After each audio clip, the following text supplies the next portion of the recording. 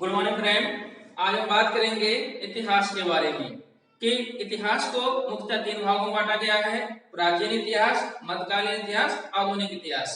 इसमें से आज हम प्राचीन इतिहास के बारे में जानेंगे कि जब इतिहास की उत्पत्ति हुई थी कैसे कौन कौन से काल आए थे और किस कब कब आए थे। तो ध्यान दीजिएगा, प्राचीन भारत का इतिहास, इसमें से जो प्राचीन इतिहास है उसको मुख्यतः तीन भागों में बांटे हैं। एक है प्रागैतिहासिक काल, आधुनिक काल और ऐतिहासिक काल।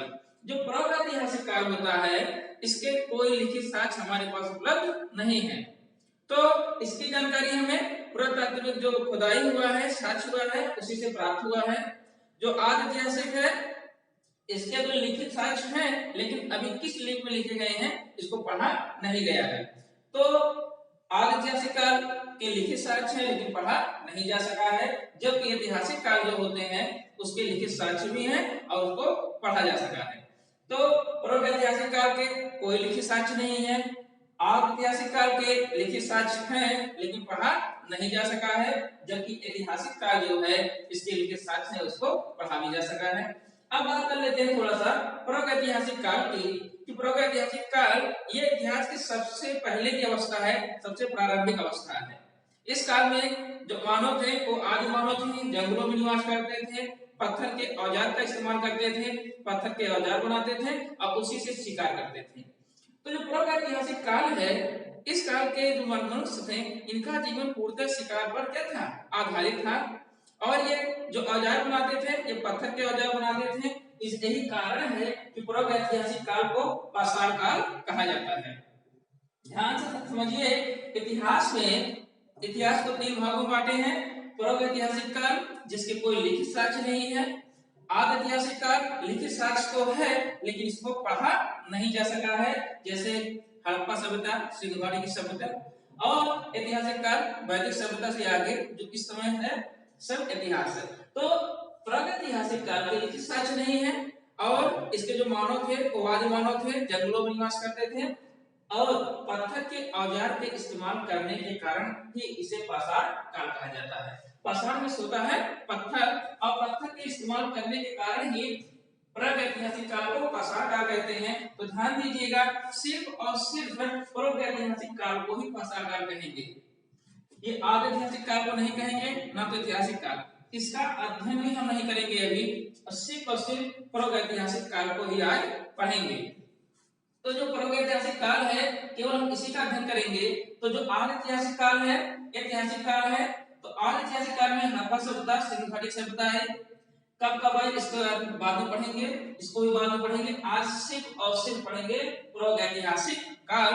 इतिहास की जो सबसे प्रारंभिक अवस्था है जहां से मानव की उत्पत्ति हुई है, होमो सैपियंस, तो कैसे हुआ है इसके बारे में जानेंगे, लेकिन इसकी कोई लिखित साक्ष्य तो है नहीं हमारे पास। तो जो साक्ष्य है एक पुरातात्विक साक्ष्य है जो खुदाई से हमें प्राप्त हुए हैं, जो बर्तन प्राप्त हुए हैं, जो हड्डी प्राप्त हुए हैं, कार्बन 14 के द्वारा, कार्बन 14 के द्वारा जो है हमें जो जानकारी प्राप्त होती है इसका काल कहां से कहां तक है, और इसके बारे में जितनी भी जानकारी मिली है सब खुदाई के द्वारा प्राप्त हुआ है, वहां के पत्थर से, उस काल के पत्थर से और उस समय की जो खुदाई हुआ उससे हम प्रागैतिहासिक काल के बारे में जानकारी प्राप्त करेंगे। क्योंकि ये प्रागैतिहासिक काल है, इसके इस समय जो मानव था एक पूर्णतः शिकार पर आधारित था, जानवरों का शिकार करता था, मछलियों का शिकार करता था। तो क्योंकि जो औजार बनाए जाते थे वो पत्थर के औजार बनाए जाते थे, यही कारण है इस काल को पाषाण काल कहेंगे। तो जबकि बाद में इस समय वर्तमान में एक व्यक्ति थे, पुरातात्विक वैज्ञानिक थे, 1820 ईस्वी में इन्होंने बताया, अर्गेनस थॉमसन ने बताया कि ये जो पूरा काल है, ये पूरा काल है, इसको पाषाण काल बोल दिए और इसको ताम्र काल, कांस्य युग बोल दिए, और जो ये काल था इसे लौह काल बोले। लेकिन इनके बताने का केवल ये मतलब था कि जिस समय जो औजार इस्तेमाल किए जाते थे, जिस धातु के बने हुए थे, उसी के आधार पर इन्होंने इसको बांट दिया गया। जैसे पाषाण काल कहें, पत्थर के औजार इस्तेमाल किया जाता था, प्रागैतिहासिक काल में इसको पाषाण काल। कांस्य युग, एक कांस्य युग हो गया क्योंकि कांसा का बना औजार था, तांबा प्लस टीन का बना हुआ था। तो जो काशक बना था, इसीलिए आग ऐतिहासिक काल को काशी युग बोल दिए। जबकि लौह युग ये उत्तर वैदिक काल जो इतिहास से संबंधित है, तो इसको लौह युग बोल दिए। तो इसको हम बाद में जानेंगे। ये केवल बांटने का तरीका था कि उस समय वर्तमान स्थिति में कौन कौन से औजार किस धातु के बने थे, उसी के आधार पर उन्होंने डिवाइड कर दिया। लेकिन आज का हमारा मेन टॉपिक है प्रागैतिहासिक काल। इन दोनों का अध्ययन हम बाद में करेंगे। तो जो प्रागैतिहासिक काल है, इसके बारे में हमें जानकारी प्राप्त हुआ जब खुदाई किया गया और पता किया गया कार्बन 14 के द्वारा कि जो जीवाश्म प्राप्त हुए हैं 21 काल के हैं। तो जो औजार प्राप्त किए गए हैं, जो सबसे ज्यादा पहले औजार प्राप्त किए थे वो रॉबर्ट ब्रुसफुट थे 1863 ईस्वी में। इन्होंने प्रागैतिहासिक काल के औजार प्राप्त किए और उसी के आधार पे ये पाषाण काल नाम भी दिया और इसको जो है डिवाइड किया कि इस समय क्या क्या विशेषताएं रही होंगी, क्या क्या गुण थे, मानव कैसे निवास करता था और कैसे शिकार करता था। तो जब रॉबर्ट ब्रुसफुट है, इन्होंने 1863 ईस्वी में एक पाषाणकालीन औजारों की सबसे पहले खोज किए और इसके बारे में डिटेल से बताए हैं। तो आप देखेंगे कि यहाँ से सवाल उठता है कि भारतीय पुरातत्व के जनक कौन है, तो अलेक्जेंडर कनिंघम। ये सवाल पूछा जाता है कि भारतीय पुरातत्व के जनक कौन है, तो अलेक्जेंडर कनिंघम है। और जो ऐतिहासिक काल है, प्रागैतिहासिक काल है, इसे हम लोग पाषाण काल कहते हैं, स्टोन एज के नाम से जाना जाता है। जिस प्रकार प्राचीन इतिहास को 3 भागों में बांटे हैं, प्रागैतिहासिक, आदिऐतिहासिक, ऐतिहासिक, उसी प्रकार प्रागैतिहासिक काल को भी 3 भागों में बांटे हैं। एक है पुरापाषाण काल, मध्यपाषाण काल और नवपाषाण काल। कंफ्यूज बिल्कुल मत होइएगा। सबसे पहले इतिहास को 3 भागों में बांटा गया, प्राचीन इतिहास, मध्यकालीन इतिहास, आधुनिक इतिहास। हम यहाँ डिस्कस केवल प्राचीन इतिहास का कर रहे हैं और जब शुरुआत करेंगे प्राचीन इतिहास का, तो प्राचीन इतिहास को 3 भागों में बांटेंगे। एक हो जाएगा प्रागैतिहासिक, आदिऐतिहासिक और ऐतिहासिक। और उसमें से सबसे पहले जो इतिहास की शुरुआत हुआ था वो प्रागैतिहासिक काल से हुआ था। और प्रागैतिहासिक काल में पत्थर के औजार इस्तेमाल करने के कारण इसे पाषाण काल कहा गया। अब यही प्रागैतिहासिक काल को हम थोड़ा सा आज जानेंगे डिटेल में कि प्रागैतिहासिक काल में कौन कौन से काल थे, कब समय था और इसकी विशेषताएं और गुण कौन से हैं। तो जो प्रागैतिहासिक काल है, इसके बारे में डिटेल कौन बताया, रॉबर्ट ब्रुसफुट ने बताया था 1863 ईस्वी में। इन्होंने ही सबसे पहले प्रागैतिहासिक काल के समय इस्तेमाल किए जाने वाले औजारों को खोज किए और उसके बारे में जानकारी दी। तो जो प्रागैतिहासिक काल है, इसको भी 3 भागों में बांट दिए हैं। कौन कौन से? सबसे पहले अगर हम पाषाण काल कहें तो सबसे पहले पूरा पाषाण काल, जो पाषाण काल में भी जो सबसे पहले था वो पूरा पाषाण काल, और फिर उसके बाद मध्य पाषाण काल, फिर आया उच्च पाषाण काल या इसे नवपाषाण काल कहा जाता है। तो ध्यान दीजिएगा, पूरा पाषाण काल, मध्य पाषाण काल, नवपाषाण काल के बारे में डिटेल से जानेंगे कि जो पूरा पाषाण काल था कब से कब तक था, मध्य पाषाण काल कब से था और नवपाषाण काल। तो स्टार्ट करते हैं कि पाषाण काल को 3 भागों में बांटा गया है। किस आधार पर बांटा गया है इसको यहाँ दिए हैं। ये हो गया पूरा पाषाण काल, ये हो गया मध्य पाषाण काल, ये हो गया नवपाषाण काल। तो थोड़ा थोड़ा जानेंगे सबके बारे में, जहां से पेपर में एग्जाम पूछा जाता है सवाल कि कहां से क्वेश्चन पुटअप होता है, इसको ध्यान से देखेंगे और समझने का प्रयास करेंगे कि जो पाषाण काल है, प्रागैतिहासिक काल है, ये क्या विशेषताएं हैं पूरा पाषाण, मध्य पाषाण और नवपाषाण काल की। तो शुरुआत करते हैं काल के बारे में जानेंगे। जो काल का निर्धारण किया गया हम पहले ही बता चुके हैं। जो आधार है काल का, ये कार्बन 14 के द्वारा जीवाश्मों के अध्ययन से पता चला है कि जो पूरा पाषाण काल है, इसकी जो अवधि है ये 5 लाख बिफोर क्राइस्ट ईसा पूर्व से 10,000 ईसा पूर्व के बीच है। तो जो मानव की उत्पत्ति हुई है पूरा पाषाण काल में, जो आदि मानव थे जंगलों में निवास करते थे, उनकी जो उत्पत्ति हुई है, ये जो काल है ये 5 लाख ईसा पूर्व से 10,000 ईसा पूर्व के बीच है। जबकि मध्य पाषाण काल की बात करेंगे तो ये जो है 10,000 ईसा पूर्व से बिफोर क्राइस्ट से ईसा पूर्व से 4,000 ईसा पूर्व के बीच है। जबकि नवपाषाण काल की बात करेंगे ये 9,000 ईसा पूर्व से 1,000 ईसा पूर्व के बीच है। ध्यान से देखेंगे कि ये 1,000 ईसा पूर्व है, 10,000 ईसा पूर्व है, यहाँ 9,000 हो गया। ऐसे में होता क्या है कि जब मध्य पाषाण काल की शुरुआत हुई थी तो साथ ही साथ 1,000 1,500 साल बाद ही तुरंत ही नौ पसार काल की शुरुआत हो गया था। तो किसी स्थान पे पूरा मध्य पसार काल ही चल रहा था, लेकिन साथ ही दूसरे स्थानों पर नौ पसार काल की भी शुरुआत हो गई थी। यही कारण है कि 10,000 से 4,000 के बीच में है, लेकिन यहाँ से 9,000 से 1,000 के बीच में है। तो आप ध्यान से देखेंगे तो ये काल हो गया। इसके बाद चरण कौन कौन से हैं? तो जो पूरा पसार काल है इसके भी 3 चरण हैं। आप ज्यादा कंफ्यूज हो जाएंगे, इसलिए हमको यहाँ शॉर्टकट में दिखा दिए हैं। इतिहास को 3 भागों में, फिर से सुन लीजिए, इतिहास को 3 भागों में, प्राचीन, मध्यकालीन, आधुनिक। फिर जब प्राचीन इतिहास देखेंगे इसको 3 भागों में, प्रागैतिहासिक, आदिऐतिहासिक, ऐतिहासिक। फिर ये प्रागैतिहासिक को पाषाण काल कहा गया। पाषाण काल को 3 भागों में, पूर्व पाषाण काल, मध्य पाषाण काल, नव पाषाण काल। अब हम पूर्व पाषाण काल को देखेंगे, इसको भी 3 भागों में, पूर्व, मध्य और उच्च। ध्यान दीजिएगा, पूर्व पुरापाषाण काल, मध्य पुरापाषाण काल, उच्च पुरापाषाण काल।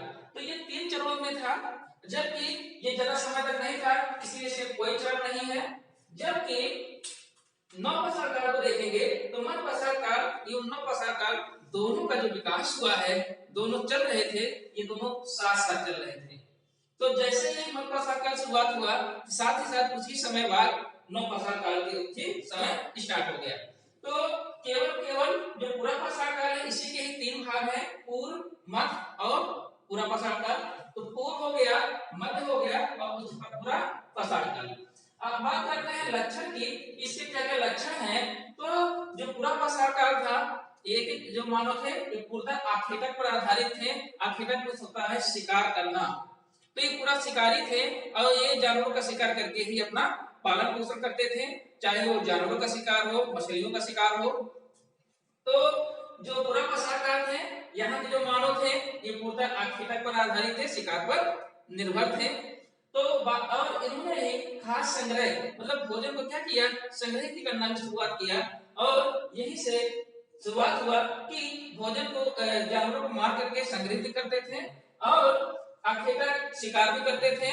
लेकिन इस समय के जो मानव थे इन्हें कृषि और पशुपालन का बिल्कुल भी ज्ञान नहीं था कि कृषि कैसे किया जाता है, खेती कैसे किया जाता है और पशुओं को कैसे पाला जाता है, इसके बारे में इस प्रकार के मानव को कोई जानकारी नहीं था। तो ये हो गया पूरा पाषाण काल। जबकि मध्य पाषाण काल में जाएंगे तो ये शिकार तो यही करते थे, आखेटक करते थे, शिकार करते थे, लेकिन खास संग्रह के साथ साथ ये पशुपालन की शुरुआत भी की। तो पशुपालन की जो शुरुआत हुई थी ये हुआ था मध्य पाषाण काल में। अभी ये लोग कृषि नहीं जानते हैं, पशुपालन करना स्टार्ट किए। और जो पहला पशुपालक थे अपने लिए, पहला पालतू पशु था वो था कुत्ता। ध्यान दीजिएगा कि पूछा जाता है कि मानव द्वारा पहला बनाया जाने वाला जो पशु था, पालतू पशु था, वो कौन सा था? एक कुत्ता था। तो ये जो है सुरक्षा के लिए भी सहायता करता था और शिकार करने में भी सहायता करता था। तो पहला जो पालतू पशु था वो था इनका कुत्ता था। तो जो पशुपालन की शुरुआत हुई थी ये मध्य पाषाण काल से हुई थी। यहाँ के लोग आखेटक शिकार करते थे और भोजन का संग्रह भी करते थे, लेकिन इनको अभी कृषि का ज्ञान बिल्कुल नहीं है। ये पशुओं को पालना तो स्टार्ट किए और सबसे पहले कौन सा पशु पाले थे? कुत्ता। लेकिन अभी इनको किसी भी प्रकार की कृषि के बारे में कोई जानकारी नहीं है। तो पूछा जाता है कि जो पशुपालन है ये कब स्टार्ट हुआ? ये मध्य पाषाण काल में शुरुआत हुआ था। अब बात कर लेते हैं नव पाषाण काल की। तो नव पाषाण काल से ही इन्होंने कृषि करना प्रारंभ कर दिया। तो कृषि करना कहां से शुरुआत हुआ? नव पाषाण काल में। तो कृषि पशुपालन की शुरुआत, सामान्य स्थायी निवास प्रारंभ जो है ये कहां हुआ था? नव पाषाण काल में हुआ था। जब एक कृषि करना प्रारंभ कर दिए तो पर्टिकुलर क्षेत्र में कृषि करने लगे। तो कृषि करने के लिए सबको एक जगह इकट्ठा भी होना पड़ा और धीरे धीरे करके क्या हुआ, एक समाज का निर्माण हुआ। तो ये स्थायी निवास और समाज का निर्माण जो हुआ ये नव पाषाण काल में हुआ। और एक कृषि भी जो है नव पाषाण काल से शुरुआत हुआ। तो कृषि करना नव पाषाण काल, पशुपालन मध्य पाषाण काल, जबकि कृषि के साथ साथ स्थायी निवास और समाज जो निर्माण है ये भी नव पाषाण काल में शुरुआत हुआ। अब बात कर लेते हैं औजार के बारे में। तो ये जो औजार थे जो पूरा पाषाण काल के वो जाइट के थे, शंख थे और ब्लेड थे। तो लेकिन ये जितने भी औजार थे ये काफी बड़े बड़े औजार थे, काफी बड़े औजार थे। तो जितने भी औजार थे ये काफी बड़े औजार बनाए जाते थे, पत्थरों के बने हुए थे, काफी बड़े औजार बनाए जाते थे जो कि पाटाई, सल्प, ब्लेड आदि के नामों से जाने जाते हैं। तो लेकिन काफी बड़े थे, शिकार करने में उतना ज्यादा लाभदायक नहीं थे, लेकिन फिर भी ये लोग इसी से शिकार करते थे। बाद में जैसे मध्यप्रसार काल आया, ये माइक्रोलिथ, ये बहुत ही इंपॉर्टेंट है। माइक्रोलिथ जो है एक छोटा छोटा पत्थरों का बना हुआ औजार है जिसे हम लोग कहते हैं माइक्रोलिथ, जिसे हम लोग सूक्ष्म पत्थर कहते हैं। इसको ये लोग फेंक करके वार करते थे, शिकार करते थे, और इसी समय ही ये लोग धनुष बाण से कुछ संबंधित जो है शिकार करते थे, मतलब परेक्षपात द्वारा जो है फेंक करके शिकार करने की शुरुआत ये मध्यप्रसार काल से किए हैं। तो ये जो माइक्रोलिथ है, ये पत्थर के औजार बनाए जाते थे, छोटे थे, नुकीले थे, इनको फेंक करके शिकार किया जाता था, और ये इन्हें जो पत्थर हैं इन्हें ही माइक्रोलिथ बोला जाता है। पूछा जाता है कि माइक्रोलिथ नामक औजार किस काल से संबंधित है, तो मध्यप्रसार काल से संबंधित है। तो जो यहाँ पे औजार थे पाटाई, सल्प, ब्लेड, ये काफी बड़े बड़े पत्थर होते थे जिनको हम लोग ये लोग जो है ये उतना लाभदायक नहीं थे शिकार करने में, लेकिन ये जो है शिकार करने के लिए बहुत ही उपयुक्त थे। इसके बाद जब मध्यप्रसार काल आया तो स्लेट के बने औजार प्रयोग किए जाते थे और नुकीले हो गए थोड़ा सा, और इन्हें जो जैसे भाला टाइप का होता था तो वो इस्तेमाल किए जाते थे। और जो पहला औजार बनाया गया था इनके द्वारा, मनुष्यों के द्वारा, वो कुल्हाड़ी था कि जो कि पहला औजार बनाया गया था। तो नुकीले थे और इन्हीं का ये इस्तेमाल करते थे। तो मानव द्वारा पहला जो धातु इस्तेमाल किया गया था वो तांबा था, और जो पहला औजार बनाया गया था वो कुल्हाड़ी था। दोनों ही पूछा जाता है कि मानव द्वारा पहला धातु कौन सा प्रयोग किया गया था, ये था तांबा, और कौन से जो है अस्त्र या कहिए औजार सबसे पहले प्रयोग करते थे, कौन से वस्तु बनाए थे, कुल्हाड़ी का इस्तेमाल करते थे। तो इसके बाद जब बात करते हैं खोज की, तो जब खोज की बात करेंगे तो जो आग है इसकी खोज जो है पूरा प्रसार काल में हो गया था।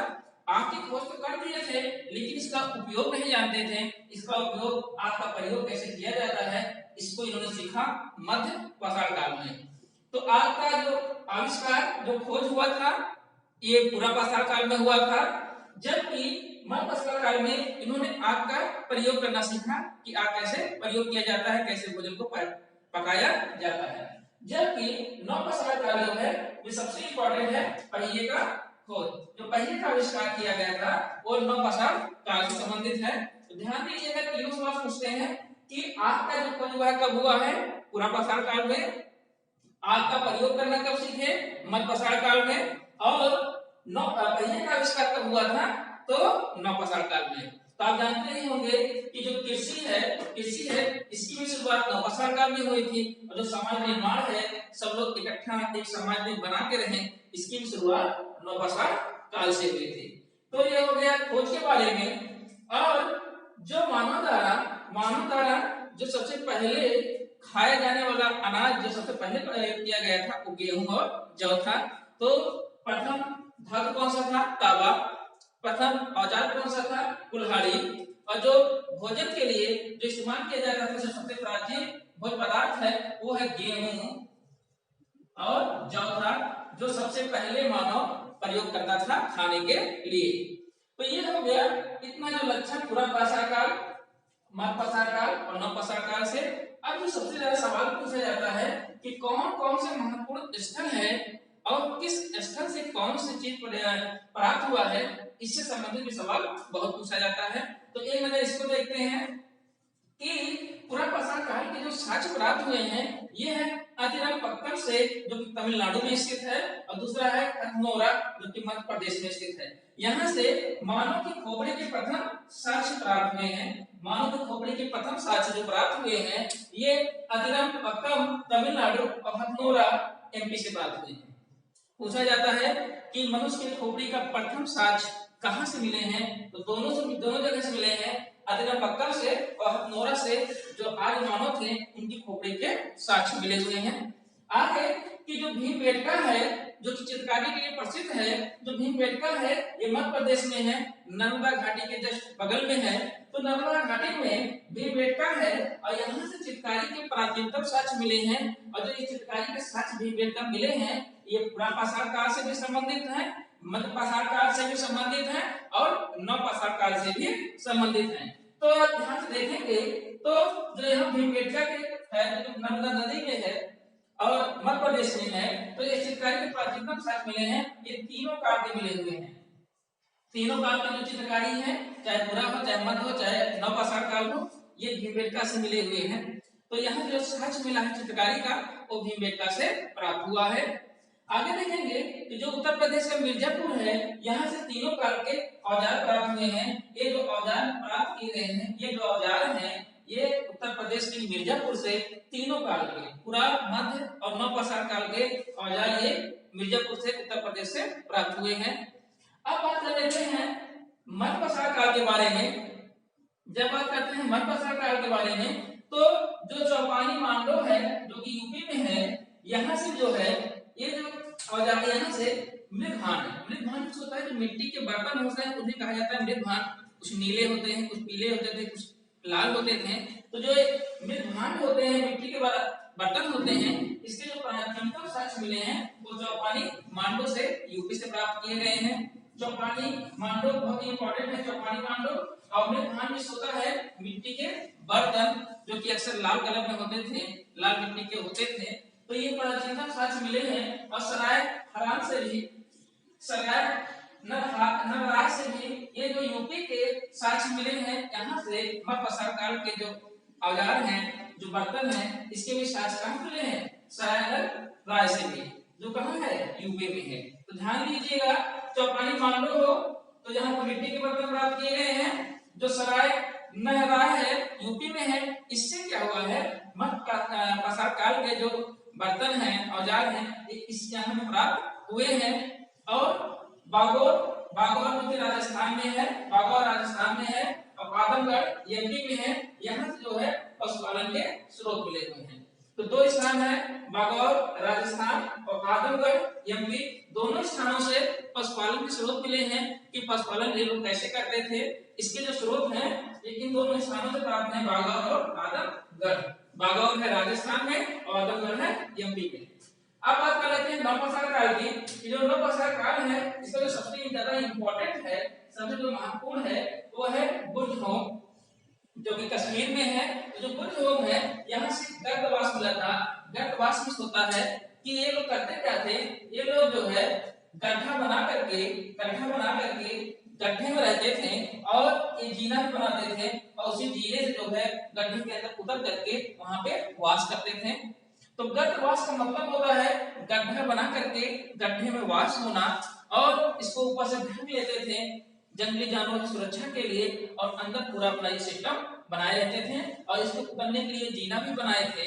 तो जब गड्ढों में जो वास करते हैं उन्हें कहा जाता है गर्दवास। और इसका जो प्रथम साक्ष्य है ये बुर्जहोम कश्मीर से प्राप्त हुआ है। इंपॉर्टेंट है, ध्यान दीजिएगा। आगे जो नवपाषाण काल है, यहीं से साक्ष्य मिला है कि कब माली के साथ कुत्ते का दफनाया जाना। जब माली को दफनाया जाता था, साथ में कुत्ते को भी दफनाया जाता था। इसके जो प्रमाण प्राप्त हुए हैं ये जो है नवपाषाण काल में प्राप्त हुए हैं। तो आगे की जो गुफा कराल है कश्मीर में है और चित्तौड़ बिहार में है। यहाँ जो है इसके भी जो है नवपाषाण काल के जो पुरातात्विक साक्ष्य हैं इन दोनों स्थानों से प्राप्त हुए हैं। आगे जो कोल्डी हवा यूपी में है, कोल्डी हवा जो कि यूपी में है, चावल के उत्पादन का जो प्रथम साक्ष्य मिला है वो कोल्डी हवा से प्राप्त हुआ है। तो ये बहुत इंपॉर्टेंट है कोल्डी हवा, क्योंकि पूछा जाता है कि चावल के प्रथम साक्ष्य कहाँ से प्राप्त हुए हैं। ये कोल्डी हवा उत्तर प्रदेश से प्राप्त हुए हैं, जबकि ये मुफ्फाकराल कश्मीर और चित्तौड़ जो है बिहार है, यहाँ से पुरातात्विक साक्ष्य नवपाषाण काल के प्राप्त हुए हैं।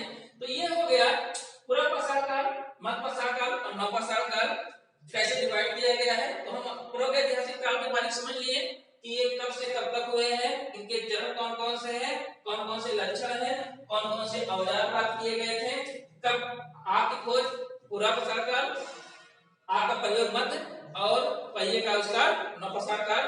कृषि जो शुरुआत हुआ था पशुपालन की शुरुआत ये मध्यपाषाण काल में हुआ था। ये लोग पूर्णतः शिकार पे आधारित थे, जबकि जो कृषि का प्रारंभ था वो नवपाषाण काल में हुआ था।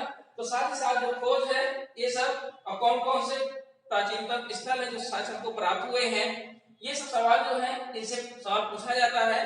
तो आज हो गया प्रागैतिहासिक काल के बारे में। इसके बाद जानेंगे आदिऐतिहासिक काल और उसमें जानेंगे क्या है हड़प्पा सभ्यता और सिंधु घाटी की सभ्यता। तो इसके बारे में जानेंगे। आज से हम अध्ययन किए हैं प्रागैतिहासिक काल का। आज के लिए बस इतना ही। धन्यवाद। आप लोग नोट कर लीजिए।